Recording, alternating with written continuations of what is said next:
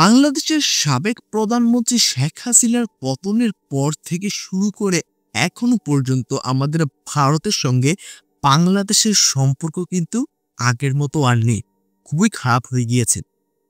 বর্তমানে আমাদের ভারতের বিএসএফ এর সঙ্গে বাংলাদেশের বিজিবির কিন্তু একটা ইস্যু চলছে, আর এই ইস্যুটা নিয়ে কিন্তু অনেক বেশি সমালোচনা রিসেন্টলি হচ্ছে।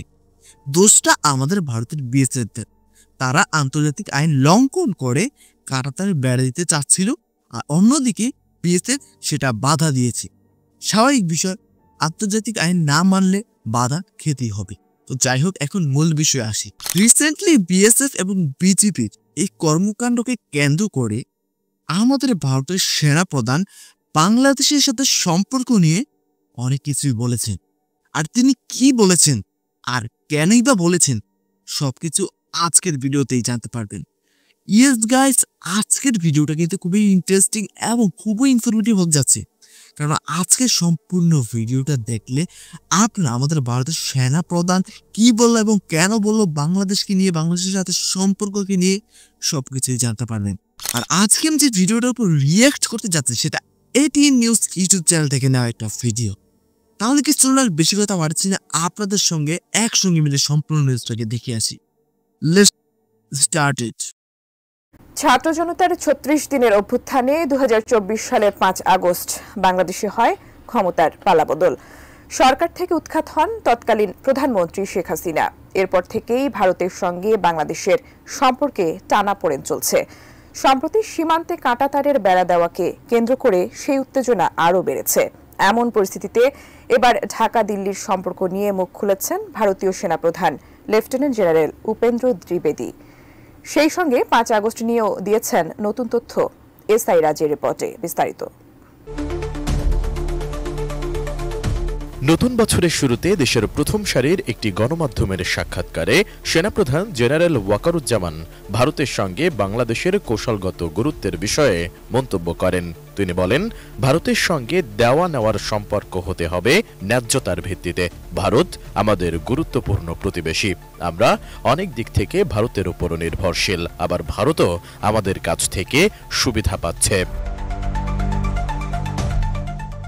ওই সাক্ষাৎকারে ওয়াকারুজ্জামান বলেন, ভারতের সাথে ন্যায্যতার ভিত্তিতে সুসম্পর্ক বজায় রেখে চলতে হবে।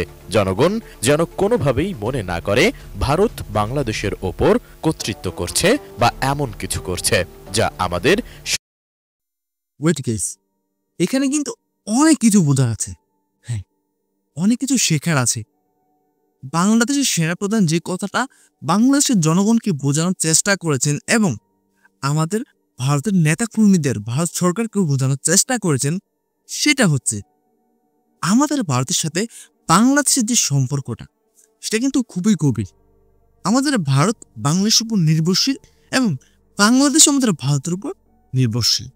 কিন্তু এখানে তিনি যে বিষয়টা বোঝানোর চেষ্টা করেছেন সেটা হচ্ছে ভারতের কাছ থেকে বাংলাদেশ ডলার দিয়ে পণ্য নিবে, বাংলাদেশকে আবার ডলার দিয়ে ভারত বাংলাদেশ থেকে যে সুবিধাটা নেয় সেটার জন্য বাংলাদেশকে পে করবে। জাস্ট লেনদেন, এখানে খাঁটি ভালো একটা লেনদেন হবে, এখানে আদার্স কিছু না। আদার্স কিছু যেন ভারত করার চেষ্টা না করে। শেখ হাসিনার আমলে ভারত দাদাগিরি দেখানোর চেষ্টা করেছে বাংলাদেশের উপর। আসলে এটা আমার কাছে খুবই খারাপ লাগে। কেন ভারত এমনটা করতে যায়? বাংলাদেশ একটা স্বাধীন দেশ, ঠিক আছে, আসলে আপনারা বুঝতে পেরেছেন। ভারত কোনো ধরনের কর্তৃত্ব যেন বাংলাদেশের উপর করার চেষ্টা না করে, এটাই ভারতের জন্য ভালো হবে এবং দুই দেশের সম্পর্ক ভালো থাকবে। আর বাংলাদেশের জনগণ এইটাই চায়, ভারতের সঙ্গে বাংলাদেশের সম্পর্ক থাকুক, বাট ভারত যাতে প্রভু হতে না আসে বাংলাদেশের উপরে, এটাই বাংলাদেশের জনগণ চায়। আমার মনে হয় আমি একটা সঠিক কথা বলেছি। যদি আমার কথায় ভুল হয়ে থাকে অবশ্যই আমাকে কমেন্ট করে জানাবেন যে আপনার এই কথাটার মধ্যে ভুল রয়েছে। তাহলে এটা চলুন বাকি অংশটা দেখে আসি। স্বার্থের পরিপন্থী। আপনি কি হার্টের সমস্যা নিয়ে দুশ্চিন্তাগ্রস্ত? স্বল্প খরচে হার্টকে ভালো রাখার সহজ উপায় মাতৃভূমি হার্ট কেয়ারে। এবার জেনারেল ওয়াকারুজ্জামানের এসব কথারই প্রতিফলন ঘটিয়েছেন ভারতের সেনাপ্রধান জেনারেল উপেন্দ্র দ্বিবেদী, যেখানে দুই দেশের মধ্যে পারস্পরিক কৌশলগত গুরুত্ব স্বীকার করা হয়েছে। তিনি বলেন, বাংলাদেশ আমাদের কাছে কৌশলগতভাবে গুরুত্বপূর্ণ। আমরা প্রতিবেশী, আমাদের একসঙ্গে থাকতে হবে এবং একে অপরকে বুঝতে হবে এবং নিজ স্বার্থে বাংলাদেশ ও ভারতের মধ্যে কোনো বৈরিতা নয়। 13 জানুয়ারি ভারতের সেনাবাহিনীর বার্ষিক সংবাদ সম্মেলনে দেশটির সেনাপ্রধান এসব কথা বলেন। তিনি বলেন, বাংলাদেশের খুব ছোট্ট একটা অংশ ছাড়া পুরো সীমান্ত জুড়েই রয়েছে ভারত। এমন কোনো কিছু করা উচিত না যাতে আমাদের সম্পর্কে নেতিবাচক প্রভাব পড়ে। ঝুঁকির কথা বিবেচনায় জেনারেল উপেন্দ্র দ্বিবেদী আশ্বস্ত করেছেন, বর্তমানে কোনো দিক থেকেই কোনো ঝুঁকি নেই। তিনি বলেন, আজ পর্যন্ত কোনো পক্ষ থেকে কোনো ঝুঁকি দেখা যায়নি। এ সময় তিনি 5 আগস্টের পট পরিবর্তনের বিষয়টিও উল্লেখ করেন। জেনারেল দ্বিবেদী বলেন, ওই পরিবর্তনের সময়ও আমি বাংলাদেশের সেনাপ্রধানের সঙ্গে যোগাযোগ রেখেছিলাম। এরপর গত 20 নভেম্বরও আমাদের মধ্যে একটা ভিডিও কনফারেন্স হয়েছে। দুই দেশের সামরিক বাহিনীর মধ্যে সম্পর্ক স্বাভাবিকভাবেই চলছে। সংবাদ সম্মেলনে সামরিক সহযোগিতার বিষয়ে তিনি বলেন, দুই দেশের সম্পর্ক শক্তিশালী রয়েছে। এখন পর্যন্ত দুই দেশের সেনাবাহিনীর সঙ্গে সম্পর্ক ভালো এবং নিখুঁত। এসআই রাজ, এটিএন নিউজ। তো ভিউয়ার্স, সম্পূর্ণ ভিডিওটা তো আপনারা দেখতেই পেলেন। আশা করি আজকের ভিডিওটা আপনাদের কাছে খুবই ভালো লেগেছে। ব্যক্তিগতভাবে আজকের এই নিউজটা আমার কাছে অনেক বেশি ভালো লেগেছে, কারণ আমাদের ভারতের সেনাপ্রধান একদম ভালো একটা কথা বলেছে।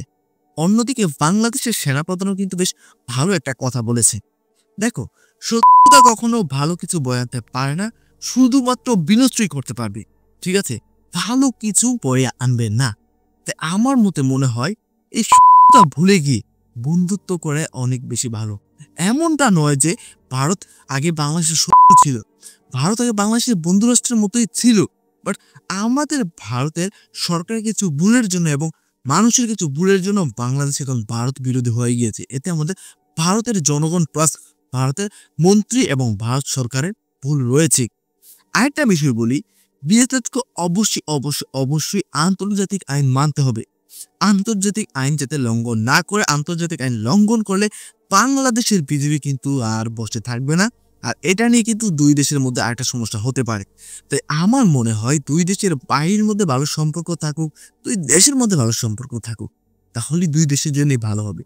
বাংলাদেশের মানুষ আমাদের ভারতে আসতো আগে চিকিৎসা নিতে, অবশ্যই তাদের খরচ অনুযায়ী এখানে হয়তো একটা ভালো চিকিৎসা পেত, তার জন্য আসতো।